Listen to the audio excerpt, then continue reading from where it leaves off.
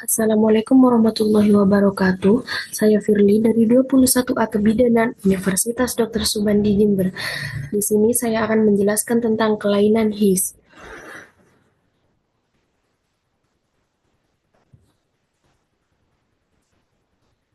Nyonya Mira G1P0A0 datang ke bidan pada pukul 9 pagi untuk melahirkan. Sebelumnya dia telah berusaha mengejan dengan bantuan dukun sejak pukul 5 pagi. Pemeriksaan awal jam 9 pagi. Kontraksi 3 kali dalam 10 menit dengan durasi 25 detik. Hasil PT menunjukkan pembukaan 4 cm, effacement 50%, ketuban utuh, penurunan kepala pada posisi negatif 1. Nyonya Mira mengeluh kesakitan setiap kontraksi dan terlihat lelah. Bidan memberi edukasi, teknik pernafasan, dan memberi pijatan di daerah lumbal untuk mengurangi rasa sakit. Pemeriksaan lanjutan jam 1 siang, kontraksi dan pembukaan masih sama seperti pemeriksaan awal. Tidak ada kemajuan meskipun telah kontraksi selama beberapa jam. Tindakan jam 2 siang, kontraksi menjadi lemah, kemungkinan inersia uteri atau rahim lemah dalam melakukan kontraksi. Bidan memberi oksitosin untuk menstimulasi kontraksi dan mencegah penurunan denyut jantung janin di akhir kontraksi. Bidan menyiapkan rujukan jika tetap tidak berkembang.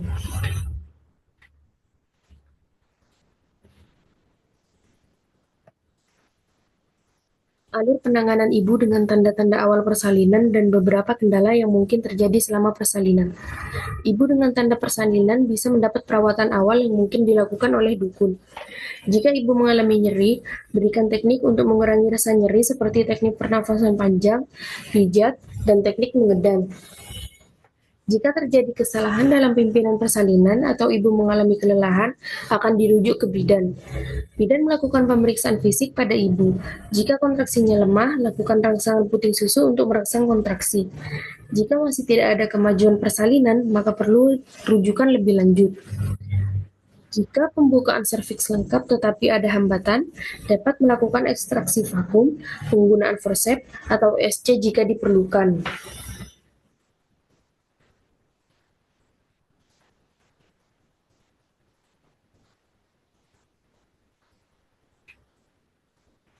Etiologi distosia persalinan akibat kelainan HIS.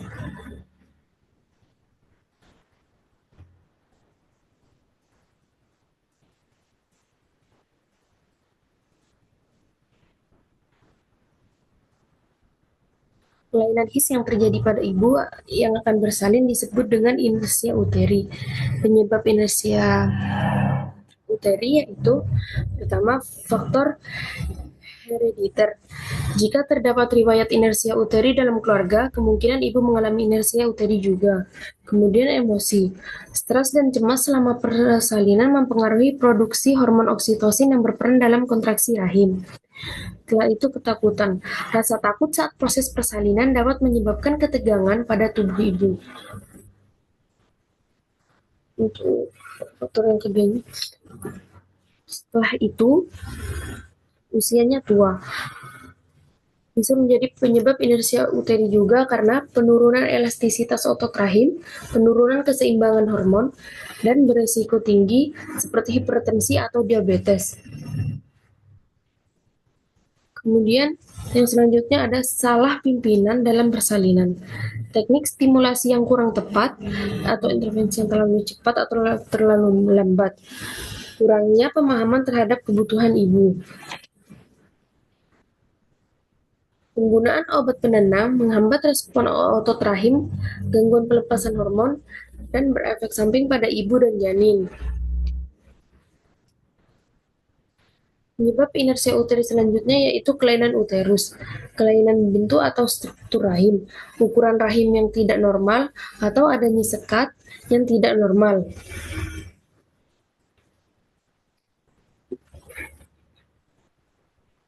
Misalnya, mioma di dinding rahim atau tumor uterus, peradangan pada lapisan dalam rahim atau infeksi di area pelvis, jaringan endometrium tumbuh di dalam rahim, dan adanya bekas operasi. Kemudian penyebab berikutnya yaitu kehamilan postpartum. penurunan fungsi plasenta, cairan ketuban yang berkurang, penurunan keseimbangan hormon, dan ukuran janin yang lebih besar. Penyebab yang berikutnya ada anemia, kekurangan oksigen untuk otot rahim, kelelahan fisik yang meningkat, gangguan keseimbangan hormon, resiko komplikasi medis lainnya.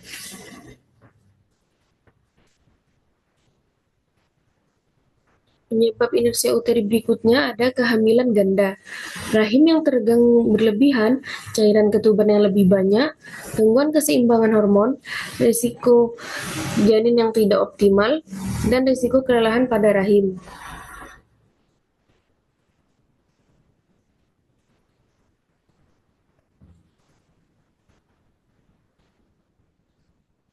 Faktor predisposisi atau mudahnya terjangkit penyakit.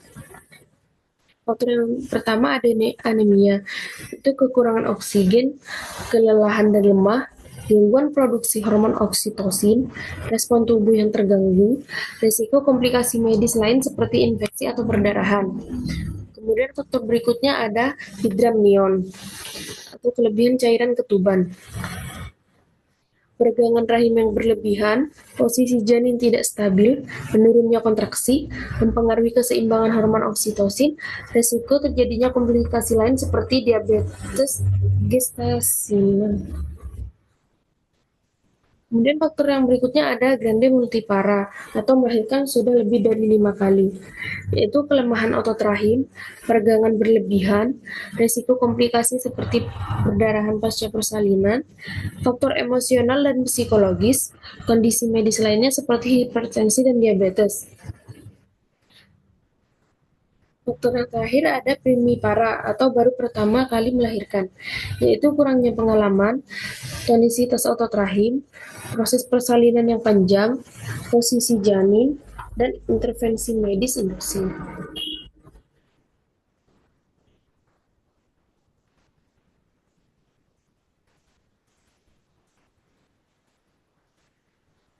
Untuk klasifikasinya yaitu yang pertama ada inersia uteri hipotonis atau rahim tidak berkontraksi dengan baik atau dengan kuat, bisa juga disebut dengan kontraksi lemah. Kemudian klasifikasi berikutnya ada inersia uteri hipertonis atau rahim yang mengalami kontraksi berlebih. Dan yang ketiga ada HIS yang tak terkoordinasi atau kontraksi yang terjadi tanpa pola atau irama yang teratur.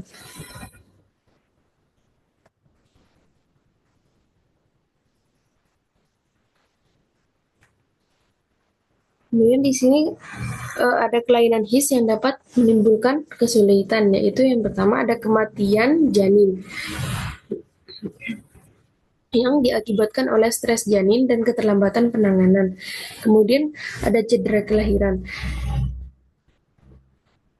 bisa mengakibatkan trauma mekanis seperti fraktur tulang, kerusakan saraf, cedera kepala, dan perdarahan. Setelah itu ada kelahiran prematur yang disebabkan oleh kontraksi yang tidak teratur.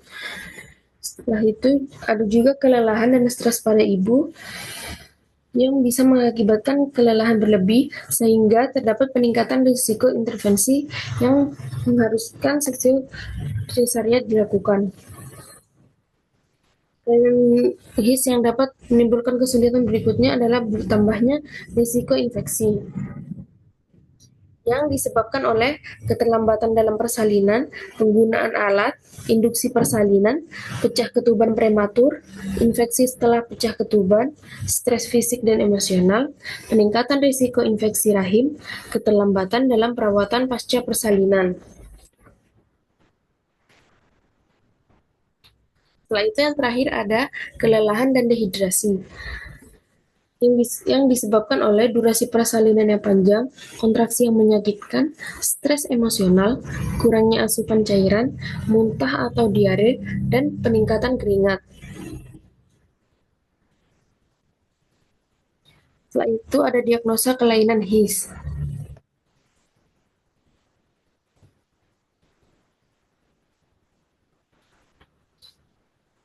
Pengkajian untuk mendiagnosa kelainan HIS. Yang pertama, frekuensi normal 3-5 kali kontraksi dalam 1 jam.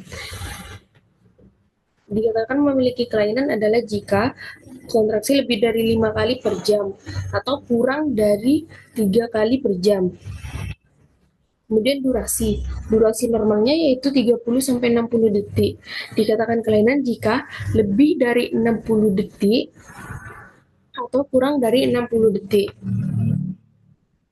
Setelah itu ada interval atau jarak lahis.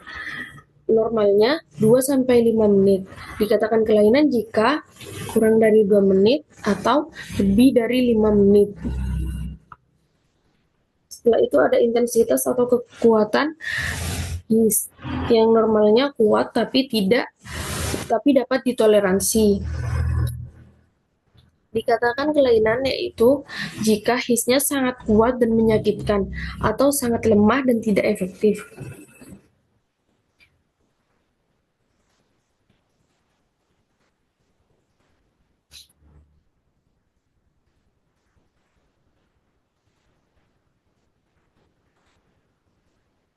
Yang selanjutnya ada pengkajian kelelahan ibu, riwayat medis dan persalinan, yaitu tanya riwayatnya dan evaluasi kehamilannya. Setelah itu ada observasi tanda dan gejala kelelahan, tanda-tanda fisik dan kondisi emosionalnya. Kemudian pengkajian tingkat nyeri dan ketidaknyamanan atau skala nyeri. Frekuensi dan durasi kontraksi, yaitu pengukuran kontraksi. Tingkat aktivitas dan mobilitas, yaitu keterbatasan mobilitas, partisipasi dalam proses persalinan. Asupan cairan dan nutrisi.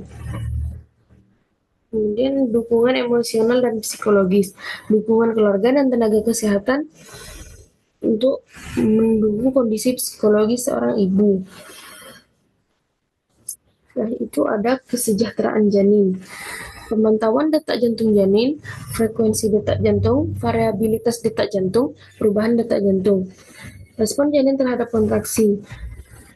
Ini kondisi cairan ketuban, yaitu pengajian gerakan janin dan respons terhadap stimuli. Pemeriksaan fisik yaitu palpasi abdominal dan tanda-tanda distres.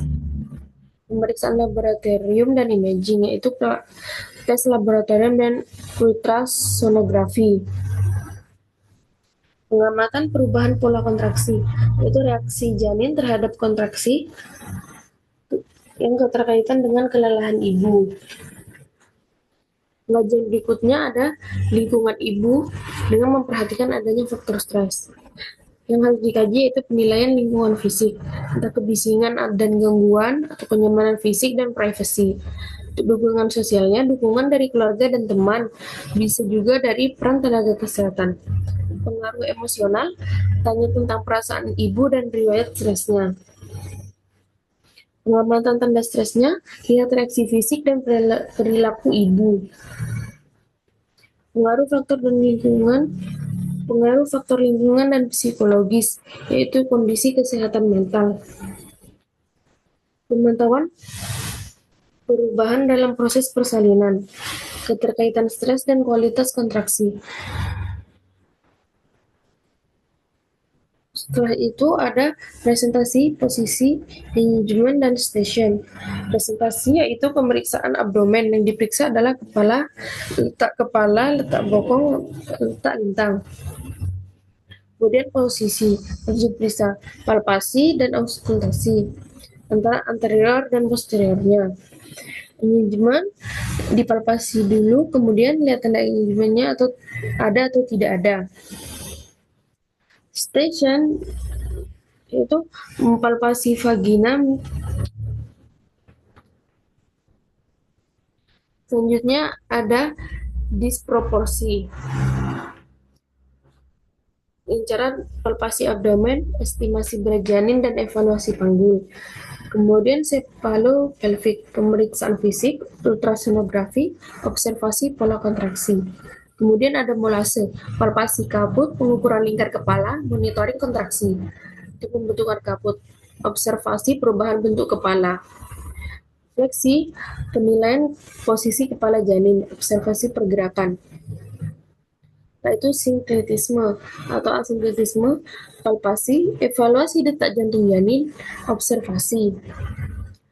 keadekuatan pelvis yaitu pemeriksaan panggul, riwayat persalinan sebelumnya, dan teknik estimasi. Bagian berikutnya ada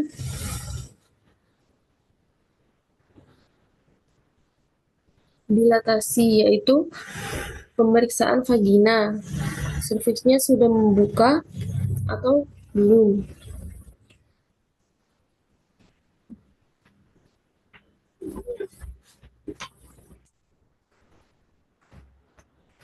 Itu tata laksana awal pada distosia akibat kelainan HIS.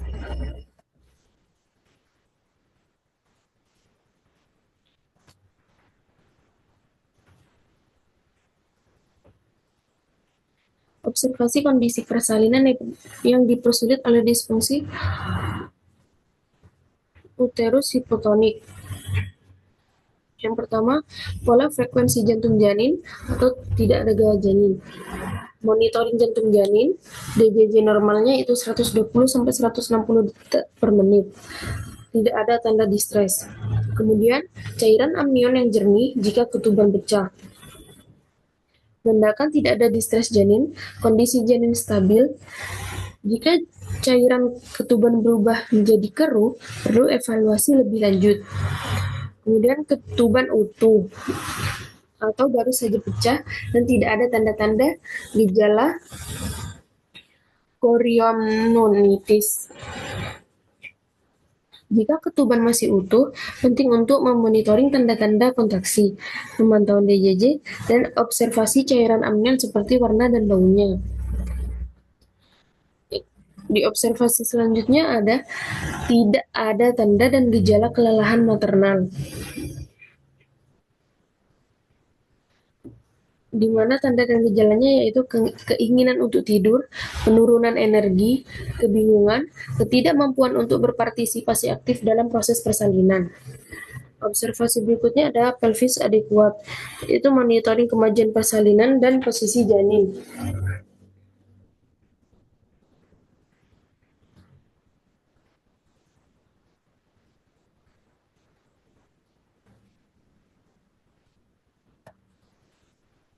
Yang bisa dilakukan bidan yaitu memodifikasi lingkungan, mengoreksi kelelahan, berdiskusi dengan ibu, ambulasi, dan hidroterapi.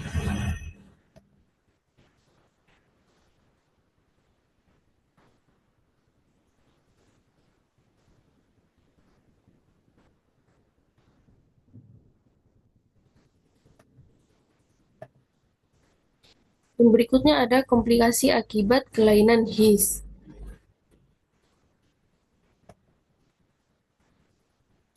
Inersia uteri hipotonik atau kontraksi lemah. Penyebabnya pada ibu yaitu infeksi. Selama hamil atau bersalin dapat mengganggu fungsi otot rahim dan menyebabkan kontraksi lemah. Kemudian kelelahan pada ibu. Kelelahan fisik bisa mengakibatkan persalinan yang berkepanjangan. Kemudian dehidrasi pada ibu mempengaruhi keseimbangan elektrolit dan metabolisme. Setelah itu ada atonia uteri atau rahim yang tidak berkontraksi. Sedangkan dampaknya pada janin yaitu infeksi, meningkatkan risiko infeksi yang dapat menular ke janin dan menyebabkan komplikasi serius. Gawat janin, kontraksi yang tidak efektif dapat menyebabkan ketidakcukupan oksigen atau hipoksia pada janin. Kematian dalam kandungan, hipoksia yang berkepanjangan atau komplikasi lainnya yang terkait dengan infeksi atau masalah pada plasenta. Yang kedua ada inersia uteri hipertonik, yaitu kontraksi berlebihan. Dampaknya pada ibu yaitu emboli air ketuban. Air ketuban masuk ke dalam sirkulasi darah ibu, menyebabkan reaksi alergi yang berat. Trauma jalan lahir, yaitu tekanan yang terlalu besar saat persalinan bisa memicu robekan atau cedera pada jaringan. Selanjutnya ada pertus precipitatus atau persalinan yang sangat cepat, menyebabkan trauma pada ibu dan bayi karena jaringan tidak cukup siap yang meningkatkan risiko robekan pada jalan lahir. Setelah itu ada ruptur uteri atau robekan rahim. Kontraksi kuat dan terus-menerus bisa mengakibatkan robekan pada rahim.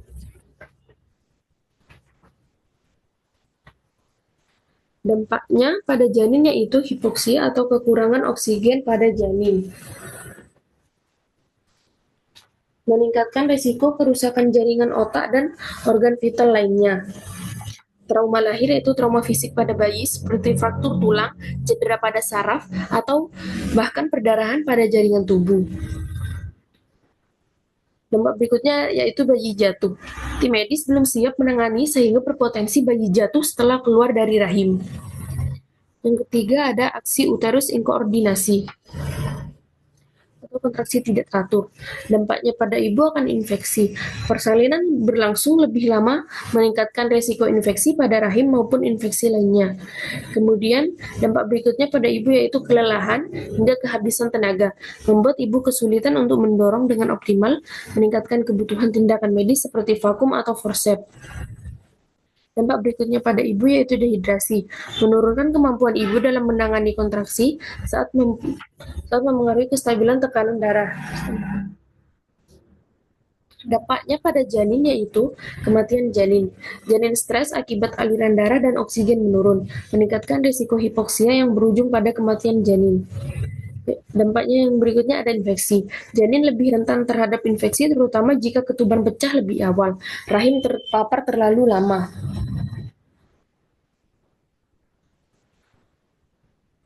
Selanjutnya ada rujukan dan tata laksana persalinan pada kasus distosia akibat kelainan HIS.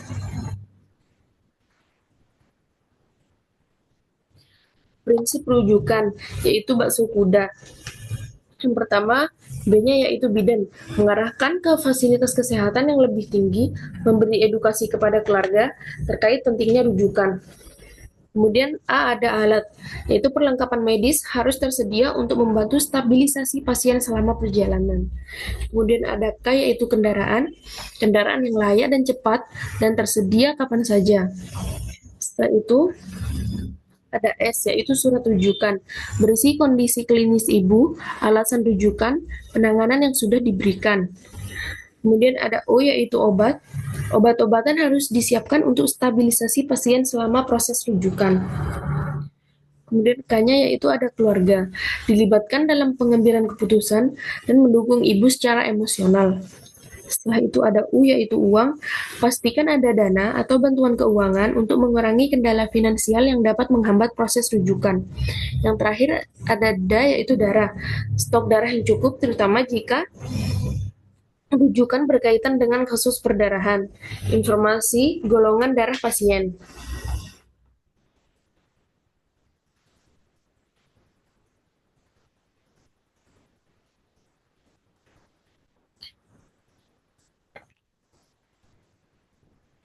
Di puskesmas, jika terjadi kondisi yang mengarah pada distosia, puskesmas disarankan untuk segera merujuk pasien ke fasilitas yang lebih lengkap. Untuk rumah sakit memberikan dukungan dan terapi ekspektatif. Jika diperlukan, dapat dilakukan operasi seksi sesaria. Jika ada indikasi cephalopelvic disproportion atau obstruksi pada partus wajib, rumah sakit dapat menggunakan infus oksitosin. Jika tidak ada kemajuan, disarankan untuk seksi sesaria.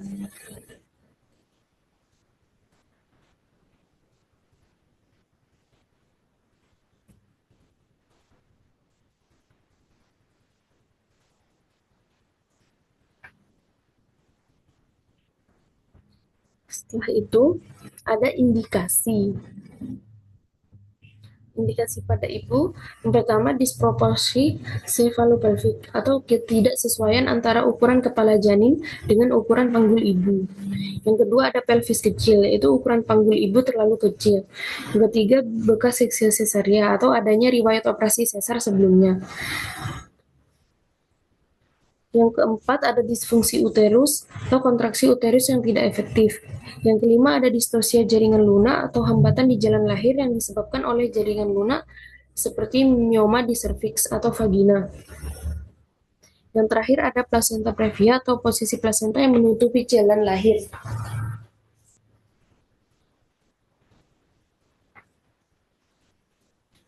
Setelah itu indikasi pada janin.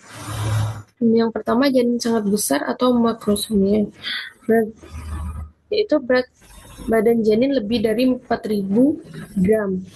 Yang kedua ada gawat janin atau janin tidak stabil, seperti penurunan detak jantung. Yang ketiga ada letak lintang, yaitu posisi janin melintang di dalam rahim. Yang terakhir ada presentasi bokong pada premi gravida, atau janin dengan posisi sungsang pada ibu yang baru pertama kali hamil. Sekian penjelasan dari saya tentang kelainan HIS. Kurang lebihnya mohon maaf. Wassalamualaikum warahmatullahi wabarakatuh.